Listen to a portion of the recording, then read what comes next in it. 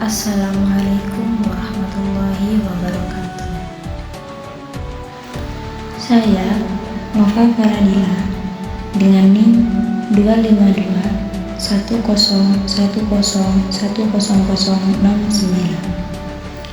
Saya akan menjelaskan makalah saya yang berjudul Pancasila ditinjau dari ajaran Islam. Makalah ini disusun untuk menganalisis secara mendalam keterkaitan dan keselarasan antara Pancasila dan ajaran Islam. Mengingat Pancasila adalah fondasi negara sekaligus pedoman hidup bagi seluruh rakyat Indonesia. Sementara ajaran Islam berperan besar dalam membentuk karakter dan memengaruhi dinamika kenegaraan karena mayoritas masyarakat Indonesia beragama Islam. Secara filosofis, nilai-nilai dalam Pancasila tidak bertentangan dengan ajaran Islam. Sila pertama, ketuhanan yang Maha Esa, selaras dengan konsep tauhid. Sila kedua, kemanusiaan yang adil dan beradab, sejalan dengan ajaran tentang keadilan dan penghormatan terhadap martabat manusia. Sila ketiga, persatuan Indonesia, mencerminkan nilai persaudaraan atau ukhuwah. Dan sila keempat serta kelima juga memiliki kesamaan dengan prinsip musyawarah dan dorongan untuk mewujudkan kesejahteraan bersama. Kajian komprehensif ini sangat penting untuk mempertegas bahwa Pancasila adalah dasar negara yang mampu mengakomodasi kehidupan beragama sekaligus menjaga keharmonisan bangsa. Pancasila memiliki kedudukan strategis sebagai dasar negara yang menjadi landasan konstitusional dan acuan penyusunan kebijakan nasional, serta sebagai ideologi bangsa yang berfungsi sebagai seperangkat nilai fundamental yang mengarahkan tujuan bersama dan membentuk perilaku penyelenggara negara. Dari sisi filsafat, Pancasila memiliki dimensi ontologis, epistemologis, dan aksiologis, dan dipandang oleh Noto Nagoro sebagai falsafah negara yang utuh. Selain itu, Pancasila bersifat terbuka, yang memungkinkannya menerima masukan dan penyesuaian sesuai perkembangan zaman tanpa mengubah nilai dasarnya. Namun, meskipun diakui secara formal, terdapat kesenjangan antara pemahaman formal dengan pemahaman yang benar-benar hidup di masyarakat, yang terlihat ketika nilai-nilai Pancasila belum terwujud secara nyata dalam praktik demokrasi dan penghormatan hak asasi manusia. Oleh karena itu, diperlukan penguatan pendidikan, sosialisasi berkelanjutan, dan teladan nyata dari pemerintah untuk menjembatani jarak antara konsep dan implementasi ini. Ajaran Islam memuat nilai-nilai etika moral dan sosial politik yang relevan dengan kehidupan berbangsa dan bernegara, berfungsi sebagai pedoman moral bagi umat Islam dan landasan etika publik. Nilai-nilai ini meliputi amanah yang menurut integritas pejabat dan transparansi pemerintah, keadilan yang menjadi dasar penegakan hukum yang tidak memihak dan pengelolaan sumber daya yang merata, musyawarah yang menekankan proses konsultasi dan dialog dalam pengambilan keputusan publik, selaras dengan gagasan demokrasi partisipasif, maqasid al-syariah, dan kemaslahatan, yakni kemaslahatan umum, yang mengarahkan kebijakan untuk menjaga agama, kehidupan, akal, keturunan, dan harta, serta mengutamakan kesejahteraan publik dan ukhuwah, persaudaraan atau solidaritas, yang mencakup ukhuwah watoniyah yang penting untuk memperkuat persatuan dan kohesi sosial di tengah keberagaman Indonesia. Pemikir Muslim kontemporer seperti Fazlur Rahman dan Nurcholish Madjid bahkan menegaskan bahwa Islam berfungsi sebagai sumber nilai moral yang dapat diterapkan secara fleksibel dalam konteks pemerintahan modern, termasuk demokrasi dan Pancasila. Titik kesesuaian antara setiap sila Pancasila dengan ajaran Islam dapat diuraikan secara rinci. Sila pertama selaras dengan prinsip tauhid, menempatkan keyakinan kepada Tuhan sebagai fondasi moral, namun ditafsirkan secara inklusif untuk mengakomodasi keberagaman praktik keagamaan tanpa mengarah pada teokrasi. Sila kedua sejalan karena karomah al-insan, yakni kemuliaan manusia, dan al-adl, yakni keadilan. Menurut penegakan hukum yang tidak diskriminatif, pemerataan kesejahteraan, dan perlindungan hak asasi. Sila ketiga bertemu dengan konsep ukhuwah watoniyah, yakni persaudaraan kebangsaan, yang menjadi nilai kunci untuk memperkuat persatuan dan menjaga harmoni sosial di tengah perbedaan. Sila keempat memiliki kedekatan dengan konsep syuro sebagai mekanisme konsultatif yang mendukung partisipasi publik dan akuntabilitas, meskipun tantangannya adalah mencegah praktik demokrasi dikuasai oleh kepentingan elit politik. Terakhir, sila kelima selaras dengan maqasidul asyariah dan maslah yang berorientasi pada penciptaan keadilan sosial, keseimbangan, dan pemerataan kesejahteraan kolektif. Menurut negara bertanggung jawab memastikan kesejahteraan masyarakat. Tokoh-tokoh seperti Nurcholish Madjid dan Fazlur Rahman telah mendorong rekonsiliasi pemikiran Islam agar sejalan dengan Pancasila sebagai dasar negara yang inklusif. Kajian ini memiliki relevansi krusial bagi generasi muda di Indonesia. Mereka dihadapkan pada tantangan globalisasi, individualisme, dan pengaruh ideologi ekstrim. Dengan memahami Pancasila dari sudut pandang Islam, generasi muda mendapatkan landasan nilai yang kokoh, internalisasi nilai Pancasila dan prinsip Islam membantu penguatan karakter dan moralitas, menjadi pedoman perilaku sehari-hari, serta membantu mereka membumikan nilai kebangsaan yang inklusif. Menyadari bahwa berpancasila dan berislam saling melengkapi. Yang paling penting, pendekatan ini berfungsi sebagai strategi untuk mencegah depancasilalisasi dan radikalisme ideologi, memberikan landasan etika dan rasionalitas yang menuntun mereka menjauhi pandangan sempit atau fanatik. Hal ini juga membantu mereka menghadapi benturan antara nilai sekuler, moral relativisme, dan tradisi keagamaan di era globalisasi. Untuk memaksimalkan manfaat, lembaga pendidikan perlu mengintegrasikan nilai-nilai ini dalam kurikulum, dan generasi muda didorong untuk berpartisipasi dalam kegiatan sosial yang menekankan persatuan dan toleransi.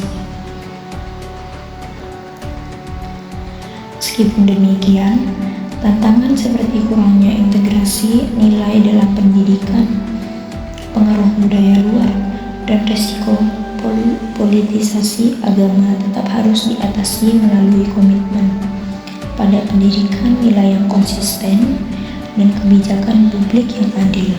Dengan demikian, pemahaman dan penerapan nilai-nilai Islam dan Pancasila secara tepat menjadi kunci bagi terciptanya masyarakat Indonesia yang beradab, harmonis, dan berkeadilan. Di sini saya juga akan menjelaskan tentang pentingnya Pancasila dari sudut pandang Islam bagi generasi muda. Generasi muda dihadapkan pada tantangan globalisasi, modernisasi, dan ideologi ekstrim. Pemahaman Pancasila dari perspektif Islam menjadi landasan nilai yang kokoh, pedoman etika, dan perilaku sebagai warga negara. Yang pertama yaitu internalisasi nilai dan penguatan karakter, membantu menanamkan moralitas sebagai pedoman sehari-hari, mencegah krisis moral, dan memperkuat karakter. Yang kedua, membumikan nilai kebangsaan, menguatkan persatuan nasional di tengah keberagaman, mencegah fragmentasi sosial, dan menyelaraskan identitas agama dengan kewarganegaraan. Yang ketiga, mencegah radikalisme, menangkal radikalisme dan depancasilalisasi dengan landasan moral dan rasionalitas, mengembangkan kecerdasan emosional dan spiritual. Yang keempat, landasan etis dan praktis, memberikan kerangka etika untuk menghadapi dinamika zaman, bersikap kritis, dan menjunjung tinggi nilai luhur bangsa. Yang kelima yaitu memperkuat nasionalisme moderat, membangun identitas nasional, menumbuhkan kesadaran kewarganegaraan, toleransi, dan menghargai keberagaman. Baik, dari penjelasan yang saya bacakan dari awal tadi, di sini saya akan menyampaikan kesimpulannya dan menyampaikan implikasi. Kajian ini menegaskan bahwa Islam dan Pancasila bukanlah dua hal yang bertentangan, melainkan saling melengkapi. Pemahaman dan penerapan nilai-nilai keduanya secara tepat menjadi kunci bagi terciptanya masyarakat Indonesia yang beradab, harmonis, dan berkeadilan. Yang pertama yaitu keselarasan nilai. Islam mengandung nilai etika, moral, dan sosial politik seperti amanah, keadilan, ukhuwah, musyawarah, dan kemaslahatan umum yang relevan bagi kehidupan berbangsa dan bernegara. Yang kedua, titik temu kuat. Terdapat keselarasan jelas antara prinsip tauhid, keadilan, musyawarah, ukhuwah, dan kemaslahatan umum dengan sila-sila Pancasila. Yang ketiga, manfaat praktis. Pemahaman mendalam ini membentuk karakter, menumbuhkan kesadaran kewarganegaraan, memperkuat identitas kebangsaan, dan menjadi benteng ideologi ekstrim bagi generasi muda. Yang keempat yaitu implementasi. Yang 1, 2, dan 3 itu sebagai kesimpulan. Yang keempat ini adalah implikasi, yakni implementasi konsisten. Keberlanjutan hubungan nilai Islam dan Pancasila membutuhkan implementasi melalui pendidikan, kebijakan publik, dan budaya sosial politik yang inklusif serta partisipasi. Baik, di sini saya akan memberikan salah satu contoh fenomena yang terjadi di masyarakat tentang makalah yang sudah saya jelaskan. Yang pertama yaitu menguatnya politik identitas. Dalam beberapa tahun terakhir, penggunaan simbol dan narasi keagamaan dalam kontestasi politik meningkat. Hal ini menimbulkan polarisasi sosial dan melemahnya nilai persatuan Indonesia, serta semangat ukhuwah watoniyah. Masyarakat mudah terpecah menjadi kelompok kami dan mereka, sehingga dialog kebangsaan menjadi kurang sehat. Yang kedua yaitu intoleransi antar kelompok dan minimnya moderasi beragama. Beberapa kasus intoleransi muncul di berbagai daerah, seperti penolakan pembangunan rumah ibadah, persekusi kelompok minoritas, ujaran kebencian berbasis agama di media sosial. Fenomena ini bertentangan dengan sila kedua dan nilai Islam tentang karomah al-insan, yakni kemuliaan manusia. Yang ketiga yaitu ketimbangan sosial dan ekonomi. Masih banyak masyarakat yang belum merasakan pemerataan kesejahteraan. Fenomena ini bertentangan dengan sila keadilan sosial, nilai Islam al-adil, dan maslahah yang mengharuskan keadilan dan distribusi manfaat yang merata. Kesenjangan antar daerah, akses pendidikan, dan layanan publik masih menjadi masalah besar. Yang keempat, di sini fenomena ini adalah fenomena yang paling marak di Indonesia saat ini, yaitu korupsi dan penyalahgunaan amanah. Kasus korupsi yang terus terungkap menunjukkan lemahnya internalisasi nilai amanah dalam Islam, keadilan, dan moralitas dalam Pancasila. Hal ini menyebabkan rendahnya kepercayaan publik terhadap pemerintah dan lembaga negara. Yang kelima yaitu menurunnya pemahaman dan pengalaman Pancasila di kalangan pemuda. Berikut fakta-faktanya. Fakta yang terlihat adalah generasi muda lebih familiar dengan budaya global daripada nilai Pancasila. Selanjutnya, maraknya konten media sosial yang menggerus nasionalisme dan timbulnya sikap apatis terhadap isu kebangsaan. Fenomena ini memicu kekhawatiran tentang depancasilaisasi. Berikutnya, yang keenam, penyebaran ideologi ekstrim dan radikal. Di berbagai daerah, masih ditemukan kelompok yang menganggap Pancasila tidak sesuai dengan ajaran Islam, mendorong ide negara agama secara eksklusif, mempromosikan ajaran intoleran. Fenomena ini bertentangan dengan nilai syura, keadilan, toleransi, dan ukhuwah dalam Islam. Selanjutnya, gerakan moderasi beragama dan penguatan Pancasila.